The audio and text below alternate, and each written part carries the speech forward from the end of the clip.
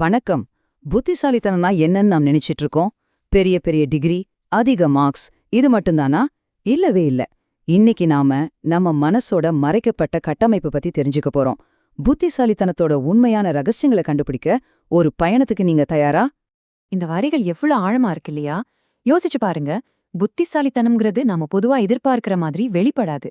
அதோட உண்மையான குணம் ரொம்பவும் அமைதியான சின்ன சின்ன பழக்க வழக்கங்கள்ல தான் ஒழிஞ்சிருக்கு. இதுதான் இன்னைக்கு நாம கேட்க போற முக்கியமான கேள்வி. பொதுவா நாம நம்புற விஷயங்களுக்கு அப்பால ஒரு கூர்மையான மூளை உண்மையில எப்படி வேலை செய்யுது? வாங்க கண்டுபிடிக்கலாம். இந்த பகுதியில புத்திசாலித்தனம் பத்தின சில பொதுவான ஆனா தவறான எண்ணங்களை நாம உடைக்க போறோம். உண்மையான அறிவாற்றல் பார்க்க எப்படி இருக்கும்னு நாம ஆழமா பார்க்கலாம். ஆமா, புத்திசாலித்தனம்ங்கிறது யாரு ரொம்ப சத்தமா பேசுறாங்கறதுல இல்ல, அதுக்கு பதிலா யாரு ரொம்ப ஆழமா கவனிக்கிறாங்க, அமைதியா விஷயங்களை உள்வாங்கறாங்கங்கிறதுல தான் இருக்கு. சத்தமா வாதம் பண்றவங்கள விட அமைதியா கவனிக்கிறவங்க கிட்ட தான் உண்மையான ஞானம் இருக்கும். சரி, வாங்க இத பத்தி கொஞ்சம் டீப்பா பாப்போம். சில நேரங்கள்ல நமக்கு ரொம்ப விசித்திரமா தெரியற சில பழக்கங்கள் உண்மையில ஒரு பவர்ஃபுல்லான அறிவாற்றல் அமைப்போட அடையாளங்களா இருக்கலாம். அது என்னன்னு இப்ப பார்க்கலாம். நம்மள நிறைய பேர் இத பண்ணிருப்போம் இல்லையா? சில நேரம் தனியா இருக்கும்போது நமக்கு நாமே பேசிக்கிறது. அதுக்காக நம்ம சில சமயம் சங்கடப்பட்டிருக்கலாம். ஆனா உண்மை என்னன்னா, இப்படி தங்களுக்குள் பேசிக்கிறது ஒரு கூர்மையான மனசோட முதல் அடையாளம்.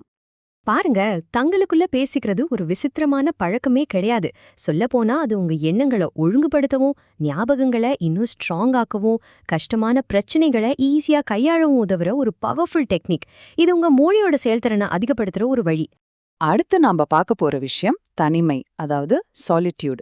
நம்ம சமூகத்துல இது பொதுவா ஒரு நெகட்டிவான விஷயமா பாக்குறாங்க. ஆனா உண்மையில இது ஒரு ரொம்ப சக்தி வாய்ந்த கருவி. பாருங்க, சமூகம் ஒருத்தர சமூக விரோதின்னு சொல்லலாம், இல்ல ஒதுங்கி போறாங்கன்னு முத்திரை குத்தலாம். ஆனா அறிவாற்றல் ரீதியா பார்த்தோம்னா, தனிமைங்கிறது சிக்கலான தகவல்களை ப்ராசஸ் பண்ணவும், நம்ம மன ஆற்றலை ரீசார்ஜ் பண்ணவும் ரொம்ப ரொம்ப அவசியம். அது உங்க மூளைக்கு கிடைக்கிற ஒரு பிரேக் டைம் மாதிரி. நம்ம லிஸ்ட்ல அடுத்த பழக்கம் இரவு ஆந்தைகள், அதாவது நைட் அவுல்ஸோட சம்பந்தப்பட்டது. ஏன் லேட்டா தூங்குற இந்த பழக்கம் ஒரு வித்தியாசமான மன செயல்பாடோட இணைக்கப்படுது? ஏன் நம்மள பல பேருக்கு ராத்திரி நேரத்துல தான் அதிகமா மூளை வேலை செய்யுது? முக்கியமான விஷயம் என்னன்னா, சுறுசுறுப்பான மனசு இருக்கிற நிறைய பேருக்கு ராத்திரிங்கிறது தூங்குறதுக்கு மட்டும் இல்ல, பகல் நேரத்தோட இரைச்சல் இல்லாம அமைதியா யோசிக்கிறதுக்கு. அந்த அமைதியான நேரத்துல தான் சூப்பரான ஐடியாஸ்லாம் வரும். இப்படி ஒரு பவர்ஃபுல்லான மனசு இருக்கிறதுனால நிறைய நன்மைகள் இருக்கு. கஷ்டமான பிரச்சனைகளை சால்வ் பண்றது, புதுசா ஐடியாஸ் உருவாக்குறது, வாழ்க்கையில முன்னேறதுன்னு பல விஷயங்கள்ல இது உதவுது. ஆனா ஆமாங்க, அதே சக்தி வாய்ந்த மன எந்திரம் சில சமயம் அதுக்கே சில சிக்கல்களை உருவாக்குது. இப்போ அதோட இன்னொரு பக்கத்தை பத்தி பார்க்கலாம். வாங்க இது எப்படி நடக்குதுன்னு பார்க்கலாம். பிரச்சனைகளை தீர்க்கிற அதே அறிவாற்றல் இயந்திரம் எப்படி இல்லாத பிரச்சனைகளை கற்பனை பண்ணி ஒரு பயத்தொழிற்சாலை மாதிரி மாறுதுன்னு இப்போ நாம பார்க்க போறோம்.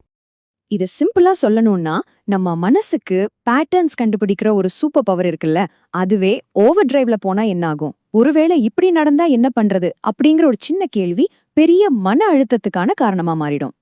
சரி, இப்போ பிரச்சனையிலிருந்து அதுக்கான தீர்வுக்கு போலாம். உங்க மனசோட கட்டுப்பாட்டை திரும்பவும் உங்க கைக்கு கொண்டு வரதுக்கு சில பிராக்டிக்கலான வழிகள் இருக்கு. அத பத்தி இப்போ பார்க்கலாம். இந்த பயச் சுழற்சியை உடைக்கிறதுக்கு இந்த 3 சிம்பிளான ஆனா ரொம்ப பவர்ஃபுல்லான ஸ்டெப்ஸை ஃபாலோ பண்ணுங்க. இது ஒரு ஸ்கில் மாதிரி நாம கத்துக்கலாம். முதல்ல, உங்க மனசுல வர்றது ஒரு பயம்தான், அது உண்மை இல்லைன்னு ஏத்துக்கோங்க. ரெண்டாவது, இந்த பயத்துக்கு ஏதாவது ஆதாரம் இருக்கான்னு உங்களை நீங்களே கேள்வி கேளுங்க. கடைசியா, உங்க கவனத்தை நீங்க அப்ப செஞ்சிட்டு இருக்கிற ஒரு வேலைக்கு திருப்புங்க. உங்க மனச மாஸ்டர் பண்றதுக்கு கொஞ்சம் பிராக்டிஸ் தேவைப்படும்.